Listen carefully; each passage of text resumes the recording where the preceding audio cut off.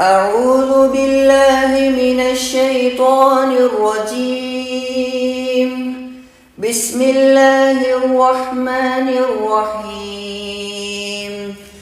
أم يقولون افتراه قل إن افتريته فلا تملكون لي من الله شيئا هو أعلم بما تفيضون فيه كفى به شهيدا بيني وبينكم وهو الغفور الرحيم. قل ما كنت بدعا من الرسل وما أدري ما يفعل بي ولا بكم إن أتبع إلا ما يوحى إلي وما أنا إلا نذير مبين. السلام عليكم ورحمة الله وبركاته. الحمد لله رب العالمين، نحمده ونستعينه ونستغفره ونستهدي ونؤمن به ونتوكل عليه ونعوذ بالله من شرور أنفسنا ومن سيئات أعمالنا. من يهده الله فلا مضل له ومن يضلل فلن تجد له وليا مرشدا. أما بعد الفائزين برضا الله. ഏറ്റവും സ്നേഹബഹുമാനമുള്ള സഹോദരങ്ങളെ, സഹോദരിമാരെ, അള്ളാഹുവിനെ ഭയപ്പെട്ട് വിശുദ്ധ ഖുർആനും ഹബീബായ മുഹമ്മദ് റസൂലുള്ളാഹി സ്വല്ലല്ലാഹു അലൈഹി വസല്ലമ തങ്ങളുടെ തിരുചര്യയും ജീവിതത്തിൻ്റെ സകല നികല മേഖലകളിലും അംഗീകരിച്ച് അനുസരിച്ച് അള്ളാഹുവിൻ്റെ ഇഷ്ടവും അവൻ്റെ പൊരുത്തവും സ്നേഹവും സ്വർഗവും നേടിയെടുക്കുവാൻ അള്ളാഹു നൽകിയിട്ടുള്ള അവസരങ്ങളെ, സന്ദർഭങ്ങളെ കഴിവിൻ്റെ പരമാവധി ഉപയോഗപ്പെടുത്തണമെന്ന് ഏവരോടും ഏറെ ഗൗരവത്തോടെ ഓർമ്മപ്പെടുത്തുകയാണ്. അള്ളാഹു അതിന് നമുക്കും നാമുമായി ബന്ധപ്പെട്ടവർക്കും തൗഫീഖ് നൽകി അനുഗ്രഹിക്കുമാറാവട്ടെ. ആമീൻ. ഇന്നത്തെ ക്ലാസ്സിൽ 7, 8, 9 ആയത്തുകളാണ് നാം പഠിക്കാൻ ആഗ്രഹിക്കുന്നത്. കഴിഞ്ഞ ആയത്തുകളിൽ അള്ളാഹുവിനെ മാത്രം ആരാധിക്കുന്നതിൻ്റെ പ്രാധാന്യവും അള്ളാഹു അല്ലാത്തവരെ ആരാധിച്ചാൽ അള്ളാഹു അല്ലാത്തവരോട് വിളിച്ചു തേടിയാലുണ്ടാകുന്ന ഭവിഷ്യത്തുകളെക്കുറിച്ചും ഭയാനകതകളെക്കുറിച്ചും അള്ളാഹു ഓർമ്മപ്പെടുത്തി. അള്ളാഹു അല്ലാത്തവരോട് വിളിച്ചു തേടിയാൽ അന്ത്യനാൾ വരെയും അവർ നിങ്ങൾക്ക് ഉത്തരം നൽകുകയില്ല. നിങ്ങളുടെ പ്രാർത്ഥന അവർ കേൾക്കുമെന്ന് നിങ്ങൾ വിശ്വസിക്കുന്നത്, അതല്ലെങ്കിൽ നിങ്ങളെ ആരെങ്കിലും തെറ്റിദ്ധരിപ്പിക്കുന്നത് വെറുതെയാണെന്ന് അള്ളാഹു ഓർമ്മപ്പെടുത്തുന്നു. അന്ത്യനാൾ വരെയും അവർ ഉത്തരം നൽകുകയില്ലെന്ന് മാത്രമല്ല, നിങ്ങളുടെ പ്രാർത്ഥന അതിനെക്കുറിച്ച് അവർ അശ്രദ്ധരാണ്, അതവർ കേൾക്കുന്നില്ല, അവരറിയുന്നില്ല. മാത്രവുമല്ല, നിങ്ങൾ വിളിച്ചു പ്രാർത്ഥിക്കപ്പെടുന്ന ആളുകൾ നിങ്ങളുടെ ഇഷ്ടക്കാരായി മാറുകയല്ല ചെയ്യുക. അവർ നിങ്ങൾക്ക് വേണ്ടി അള്ളാഹുവിനോട് റെക്കമെൻഡ് ചെയ്യുകയല്ല ചെയ്യുക. മറിച്ച് അഅദാ, നിങ്ങളുടെ ഏറ്റവും വലിയ ശത്രുക്കളായി നാളെ പരലോകത്ത് അവർ മാറുമെന്നും, നിങ്ങൾ അവരെ ആരാധിച്ചതിനെ കുറിച്ച്, നിങ്ങൾ അവരോട് വിളിച്ചു തേടിയതിനെക്കുറിച്ച് അവർ നിഷേധിക്കുകയും ചെയ്യുമെന്നൊക്കെ അള്ളാഹു ഓർമ്മപ്പെടുത്തി. 7-ാമത്തെ ആയത്തിൽ അള്ളാഹു പറയുന്നത്, وَإِذَا تُتْلَى عَلَيْهِمْ آيَاتُنَا بَيِّنَاتٍ قَالَ الَّذِينَ كَفَرُوا لِلْحَقِّ لَمَّا جَاءَهُمْ هَذَا سِحْرٌ مُبِينٌ. وَإِذَا تُتْلَى, ഓതി കൊടുക്കപ്പെടുന്നതായാൽ, ഓതി കേൾപ്പിക്കപ്പെട്ടാൽ, അലൈഹിം അവരുടെ മേൽ, എന്ത്? ആയാത്തുന, നമ്മുടെ ദൃഷ്ടാന്തങ്ങൾ. ആയത്ത് ദൃഷ്ടാന്തം, ആയാത്ത് ദൃഷ്ടാന്തങ്ങൾ. നമ്മുടെ ആയത്തുകൾ അവർക്ക് ഓതി കേൾപ്പിക്കപ്പെട്ടാൽ, എങ്ങനത്തെ ആയത്തുകളാണ്? ബയ്യനാത്തിൻ, വ്യക്തമായ സുവ്യക്തമായ നിലയിൽ, ഒരു സംശയത്തിനും ഒരു ഇടവുമില്ലാത്ത വിധം വ്യക്തമായ രീതിയിൽ ആയത്തുകൾ അവർക്ക് ഓതി കേൾപ്പിക്കപ്പെടുന്നതായാൽ എന്താ അവരുടെ നിലപാട്? വിശ്വാസികളാകുന്ന ആളുകളുടെ നിലപാട്, ഖാലല്ലദീന കഫറൂ ലിൽ ഹഖ്, അവിശ്വസിച്ച ആളുകൾ പറയും, ലിൽ ഹഖ്, ഈ യഥാർത്ഥത്തെക്കുറിച്ച്, പരലോകത്തെക്കുറിച്ച്, അള്ളാഹുവിനോട് മാത്രം വിളിച്ചു പ്രാർത്ഥിക്കണം, തേട്ടം അള്ളാഹുവിനോട് മാത്രമേ പറ്റൂ, അല്ലെങ്കിൽ അവർ നിങ്ങളുടെ ശത്രുക്കളായി മാറും, നിങ്ങളുടെ പ്രാർത്ഥന അവർ അന്ത്യനാൾ വരെയും കേൾക്കുകയില്ല, അവർ ഉത്തരം നൽകുകയില്ല ഇങ്ങനെ അള്ളാഹുവിന്റെ ആയത്തുകളെ വളരെ വ്യക്തമായി ഓതി കേൾപ്പിക്കപ്പെട്ടാൽ അവിശ്വാസികളുടെ നിലപാട് എന്തായിരിക്കും? അവരുടെ നിലപാട് അള്ളാഹു പറയുന്നു, ലമ്മാ ജാഅഹും ഹാദാ സിഹ്റും മുബീൻ. ലമ്മാ ജാഅഹും, അതവർക്ക് വന്ന അവസരത്തിൽ, ഹാദാ സിഹ്റും മുബീൻ, അവര് പറയും ഹാദാ സിഹ്റുൻ, ഇതൊരു ജാലവിദ്യ മാത്രമാണ്, ഇതൊരു സിഹ്റ് മാത്രമാണ്, മുബീനുൻ, പ്രത്യക്ഷമായ. ഈ വിശുദ്ധ ഖുർആനെല്ലാം പ്രത്യക്ഷമായ ഒരു ജാലവിദ്യ മാത്രമാണ്, അല്ലാതെ ഇത് അള്ളാഹുവിൽ നിന്നുള്ളതൊന്നുമല്ല, വ്യക്തമായതല്ല, സത്യസന്ധമല്ല എന്നായിരിക്കും അവരുടെ മറുപടി എന്നാണ് അല്ലാഹു സുബ്ഹാനഹു വ തആല പറയുന്നത്. അം യഖൂലൂന ഇഫ്തറാഹ് ഖുൽ ഇൻ ഇഫ്തറൈതുഹു ഫലാ തംലികൂന ലീ മിനല്ലാഹി ശൈആ. രണ്ടാമത്തെ ആരോപണം, ശത്രുക്കളുടെ രണ്ടാമത്തെ ആരോപണം, ഒന്ന് അത് പ്രത്യക്ഷമായ സിഹ്റാണ്, ജാലമാണ്. രണ്ടാമത്തേത് അത് മുഹമ്മദ് നബി സല്ലല്ലാഹു അലൈഹി വസല്ലമ സ്വന്തമായി നിർമ്മിച്ചുണ്ടാക്കിയതാണ്, കെട്ടിച്ചമച്ചതാണ്, അല്ലാതെ അത് അള്ളാഹുവിന്റെ ഭാഗത്തു നിന്നുള്ളതൊന്നുമല്ല എന്നായിരുന്നു അവരുടെ വാദം. ആ ആളുകൾക്ക് മറുപടി പറയാൻ, അവർക്ക് മറുപടി കൊടുക്കാൻ അള്ളാഹു ആവശ്യപ്പെടുകയാണ് നബിയോട്. അം യഖൂലൂന ഇഫ്തറാഹ്, അതല്ല, ഇത് അവൻ അഥവാ മുഹമ്മദ് നബി സല്ലല്ലാഹു അലൈഹി വസല്ലം കെട്ടിച്ചമച്ചിരിക്കുകയാണ് എന്ന് അവർ പറയുന്നുവോ? അങ്ങനെ പറയുന്നവരോട് ഖുൽ, നബിയെ തങ്ങൾ പറയണം, ഇനിഫ്തറൈതുഹു, ഞാനത് കെട്ടിച്ചമച്ചിരിക്കുകയാണെങ്കിൽ, ഞാനത് സ്വന്തമായി നിർമ്മിച്ചുണ്ടാക്കിയതാണെങ്കിൽ, ഫലാ തംലികൂന ലീ മിനല്ലാഹി ശൈആ, ഫലാ തംലികൂന, നിങ്ങൾക്ക് സാധ്യമാവുകയില്ല, ലീ, എനിക്കു വേണ്ടി നിങ്ങൾക്ക് സാധ്യമാവുകയില്ല, മിനല്ലാ, അള്ളാഹുവിൽ നിന്ന്, ഷൈഅൻ, യാതൊന്നിനും സാധ്യമാവുകയില്ല.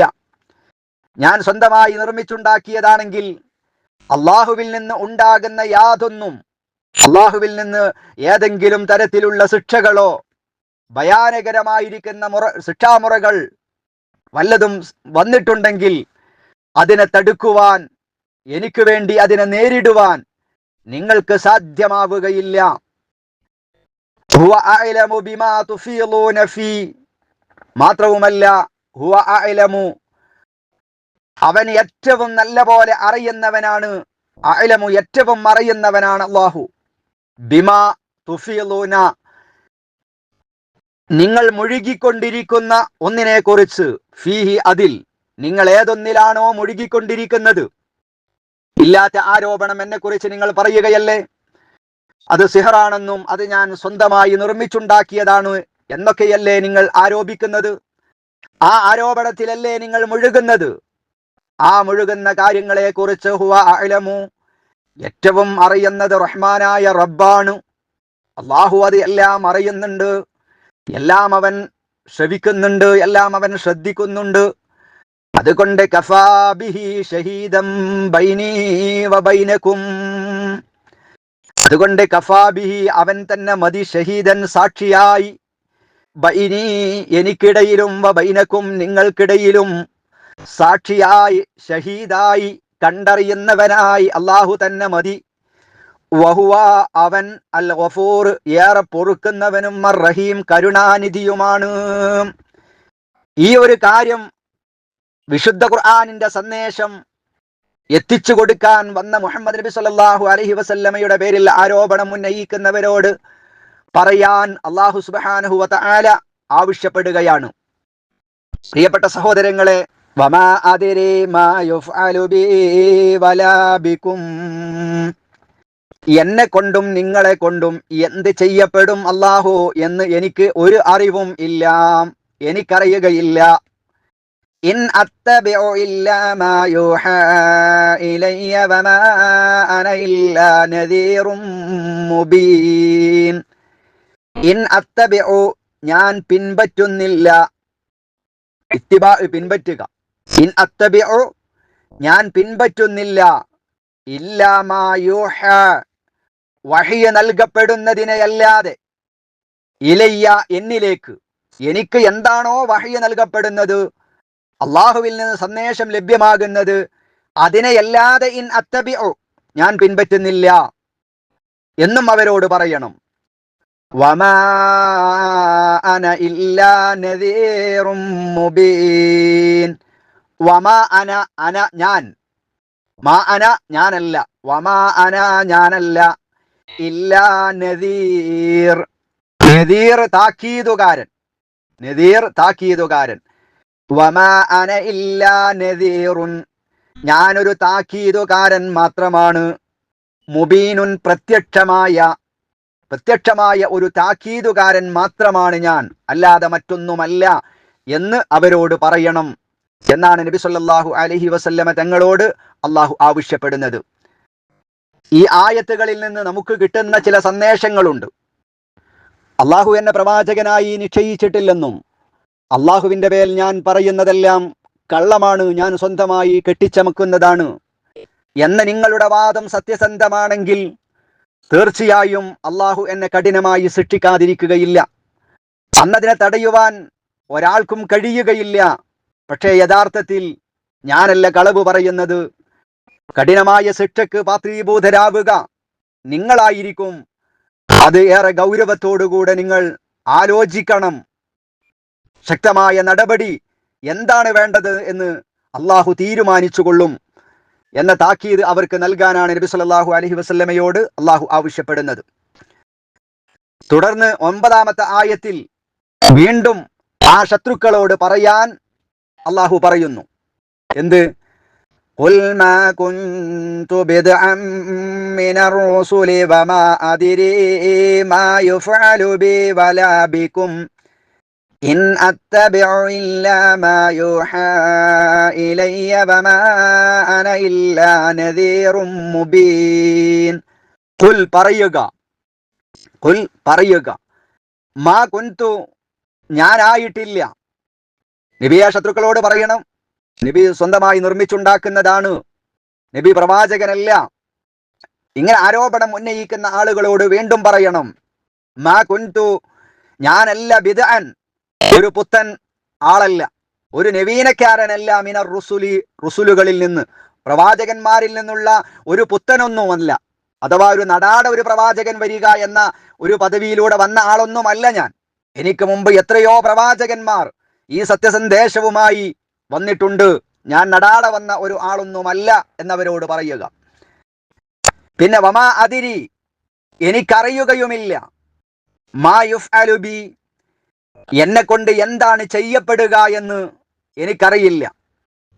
വമാ അദിരി എനിക്കറിയുകയില്ല, മാ യുഫ്അലു എന്താണ് ചെയ്യപ്പെടുക, ബി എന്നെ കൊണ്ട്, വലാ ബിക്കും നിങ്ങളെ കൊണ്ടും എന്താണ് ചെയ്യുക എന്ന് എനിക്ക് അറിയാൻ കഴിയുകയില്ല എന്നും അവരോട് പറയണം. 9-ാമത്തെ ആയത്തിൽ നിന്ന് നമുക്ക് കിട്ടുന്ന ചില പാഠങ്ങൾ.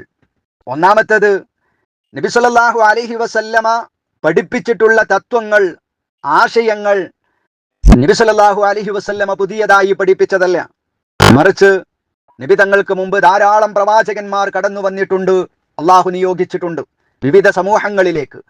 ആ സമൂഹങ്ങളിലേക്ക് നിയോഗിക്കപ്പെട്ട ആ റസൂലുകൾ അവർ പ്രബോധനം ചെയ്ത തത്വം തന്നെയാണ് നബി സല്ലല്ലാഹു അലൈഹി വസല്ലമ പ്രബോധനം ചെയ്തതെന്നും എല്ലാ പ്രവാചകന്മാരും അഫ്ളലു മാ ഖുൽതു അന വന്നബിയ്യൂന മിൻ ഖബ്ലി ഖൗലു ലാ ഇലാഹ ഇല്ലല്ലാഹ്, ഞാനും എൻ്റെ മുമ്പ് കഴിഞ്ഞുപോയ പ്രവാചകന്മാരും പറഞ്ഞിട്ടുള്ള ഏറ്റവും ശ്രേഷ്ഠമായ വാചകം ആരാധന അള്ളാഹുവിന് മാത്രമേ പറ്റൂ, ആരാധനക്കർഹൻ അള്ളാഹു മാത്രമേ ഉള്ളൂ, ആരാധന അള്ളാഹുവിന് മാത്രമേ ചെയ്യാവൂ എന്ന മഹനീയമായ തത്വമാണ്. ഈ തൗഹീദ് പറയാത്ത ഒരു പ്രവാചകനും കടന്നു വന്നിട്ടില്ല എന്നത് അവരോട് പറയണം. ഇതാണ് ഒന്നാമത്തെ തത്വം. രണ്ടാമത് നാം പഠിക്കേണ്ടത്, വമാ അദിരി മാ യുഫ്അലു ബി വലാ ബികും, ഞാൻ അള്ളാഹുവിന്റെ റസൂലാണ് എന്നതുകൊണ്ട് എല്ലാ കാര്യങ്ങളും എനിക്കറിയും എന്ന ഒരു ധാരണ നിങ്ങൾക്ക് ഉണ്ടാകരുത്. എന്നെക്കുറിച്ചോ നിങ്ങളെക്കുറിച്ചോ എന്തൊക്കെയാണ് ചെയ്യപ്പെടുക, നാളെ എന്താണ് സംഭവിക്കുക എന്നൊന്നും വ്യക്തമായി സ്പഷ്ടമായി പറയാൻ എനിക്ക് കഴിയില്ല. വമാ അദിരി എനിക്കറിയില്ല എന്നവരോട് പറയണം എന്നാണ്. നബി സല്ലല്ലാഹു അലൈഹി വസല്ലമയുടെ കാര്യമാകട്ടെ, അതല്ലെങ്കിൽ നിങ്ങളുടെ കാര്യമാകട്ടെ, എന്റെയും നിങ്ങളുടെയും ഒരു കാര്യവും എനിക്ക് വ്യക്തമായി പറയാൻ കഴിയില്ല. പിന്നെ ഞാൻ ഈ പറയുന്ന കാര്യങ്ങൾ അദൃശ്യപരമായ പല കാര്യങ്ങളും, സ്വർഗത്തെക്കുറിച്ച്, നരകത്തെക്കുറിച്ച്, അതേപ്രകാരം അന്ത്യനാളിനെ കുറിച്ച്, ഖബർ ബർസഖിയായ ജീവിതത്തിലുള്ള ശിക്ഷാ രക്ഷകളെ കുറിച്ച് പലതും ഞാൻ പറയുന്നത് ഇൻ അത്തബിഉ ഇല്ലാ മാ യൂഹാ ഇലയ്യ, എന്നിലേക്ക് നൽകപ്പെടുന്ന സന്ദേശങ്ങളുടെ അടിസ്ഥാനത്തിൽ മാത്രമാണ്.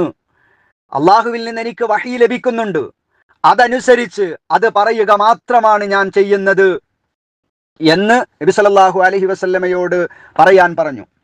ഇതിൽ നിന്ന് നമുക്ക് കിട്ടുന്ന ഒരു സന്ദേശം, പ്രിയപ്പെട്ട സഹോദരങ്ങളെ, ഇന്ന് പലരും ധരിച്ചിട്ടുള്ളത്, മുസ്ലിം സമുദായത്തിൽപ്പെട്ട ആളുകൾ പോലും ധരിച്ചിട്ടുള്ളത്, മറഞ്ഞ കാര്യങ്ങൾ അറിയാൻ പല ആളുകൾക്കും പലർക്കും കഴിയും എന്നതാണ്.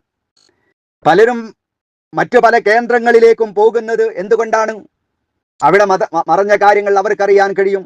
ഏതെങ്കിലും ഒരു സാധനം നഷ്ടപ്പെട്ടു പോയി, ആ വീണുപോയ സാധനം തിരിച്ചു കിട്ടുവാൻ ജ്യോത്സ്യന്മാരെയും പണിക്കന്മാരെയും തങ്ങന്മാരെ ബീവിമാരെ അതേപോലെയുള്ള ആളുകളെ സമീപിക്കുന്നത് എന്തുകൊണ്ടാ? ഈ നഷ്ടപ്പെട്ടു പോയ സാധനം തിരിച്ചു കിട്ടാൻ അവർക്ക് മറഞ്ഞ കാര്യത്തിലൂടെ അദൃശ്യപരമായ കാര്യങ്ങൾ അവർക്ക് മനസ്സിലാക്കാനും അത് പറഞ്ഞു തരാനും അവർക്ക് കഴിയും എന്ന് വിശ്വാസമുള്ളത് കൊണ്ടാണ്. മുഹമ്മദ് നബി സല്ലല്ലാഹു അലൈഹി വസല്ലമയെക്കാളും ശ്രേഷ്ഠമായ ആരെങ്കിലും ഉണ്ടോ? ജ്യോത്സ്യന്മാരോ തങ്ങന്മാരോ ബീവിമാരോ നമ്മുടെ ഹബീബായ മുഹമ്മദ് നബിയെക്കാളും വലിയവരാണോ? അള്ളാഹുവിന്റെ റസൂലിന് പോലും സ്വന്തമായി എന്നെ കൊണ്ടോ നിങ്ങളെ കൊണ്ടോ എന്താണ് സംഭവിക്കുക, എന്താണ് ചെയ്യുക എന്ന് പറയാൻ എനിക്ക് കഴിയില്ല, എനിക്കതറിയില്ല എന്ന് നബി സല്ലല്ലാഹു അലൈഹി വസല്ലമ തങ്ങളല്ലേ പറഞ്ഞത്? അള്ളാഹുവല്ലേ ആ ആദർശം പഠിപ്പിച്ചിട്ടുള്ളത്? എന്നാൽ അദൃശ്യപരമായ കാര്യം അള്ളാഹു അല്ലാത്ത മറ്റൊരാൾക്കും അറിയില്ല എന്ന തൗഹീദിന്റെ പാഠം, പ്രിയപ്പെട്ട സഹോദരങ്ങളെ, നമ്മുടെ മനസ്സിലൊക്കെ രൂഢമൂലമായി നാം ഉറപ്പിക്കേണ്ടതുണ്ട്.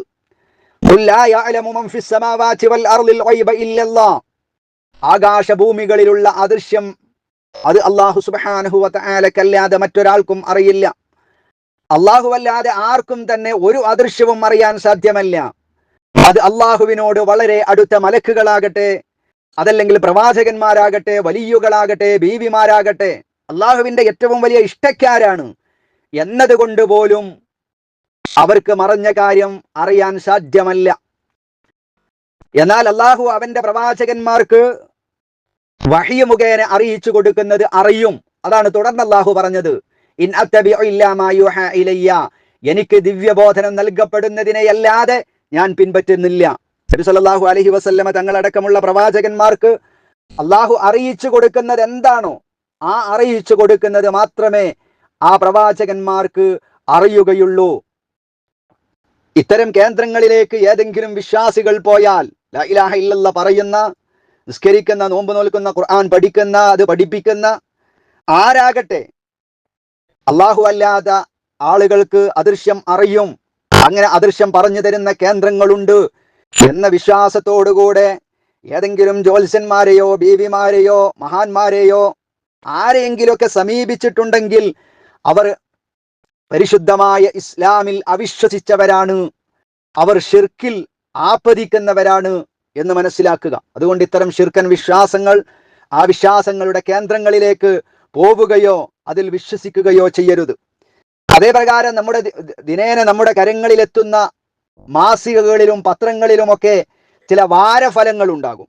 ഓരോ ആഴ്ചയിലും ഓരോരുത്തരുടെ നക്ഷത്രങ്ങൾക്കനുസരിച്ച് കൊണ്ട് ഈ ആഴ്ച എന്തൊക്കെയാണ് സംഭവിക്കുക, ഈ ദിവസം എന്തൊക്കെയാണ് സംഭവിക്കുക തുടങ്ങിയ ഭാവി പ്രവചനങ്ങൾ അതിൽ വിശ്വസിക്കുന്ന ആളുകളുമുണ്ട്. അതേപ്രകാരം ഒരുപാട് ഫോൺ മുഖേന പല യൂട്യൂബ് ചാനലുകളിലും ഇത്തരം അദൃശ്യകാര്യങ്ങൾ അറിയുമെന്നുള്ള വാദക്കാർ ഓരോ ദിവസവും പൊങ്ങി വരികയാണ്. മറ്റുള്ള മതങ്ങളിലുണ്ട്, അതേപ്രകാരം മുസ്ലിം സമൂഹത്തിലുണ്ട്. ഇത്തരം കേന്ദ്രങ്ങളുമായി നാം ബന്ധപ്പെടുന്നത് ഇസ്ലാം വിരോധിച്ചിട്ടുള്ള, അള്ളാഹു ഏറ്റവും വെറുക്കപ്പെട്ടിട്ടുള്ള വിഷയമാണ് എന്ന മഹനീയമായ ഒരു പാഠം ഈ 9-ാമത്തെ ആയത്തിൽ നിന്ന് നമുക്ക് കിട്ടുന്നുണ്ട്. അതുകൊണ്ട് ഉറപ്പിച്ച് വിശ്വസിക്കുക, വിശ്വാസം ഉറപ്പിക്കുക. അദൃശ്യം അറിയുന്നത് അള്ളാഹുവിന് മാത്രമാണ്. പിന്നെ പ്രവാചകന്മാർ അറിഞ്ഞിട്ടുള്ളത് അത് അള്ളാഹു എന്താണോ അറിയിച്ചു കൊടുത്തത്, ആ അറിയിച്ചു കൊടുത്തതല്ലാതെ അതിൻ്റെ അപ്പുറമോ ഇപ്പുറമോ ആ പ്രവാചകന്മാർക്ക് അറിയാൻ കഴിയില്ല. എല്ലാ അദൃശ്യപരമായ കാര്യങ്ങളും അറിയുന്നത് അള്ളാഹു മാത്രമാണ് എന്ന ആ മഹനീയമായ ആദർശം പഠിപ്പിക്കുക കൂടി ഈ ആയത്തിലൂടെ അള്ളാഹു സുബ്ഹാനഹു വ തആല ചെയ്യുന്നു.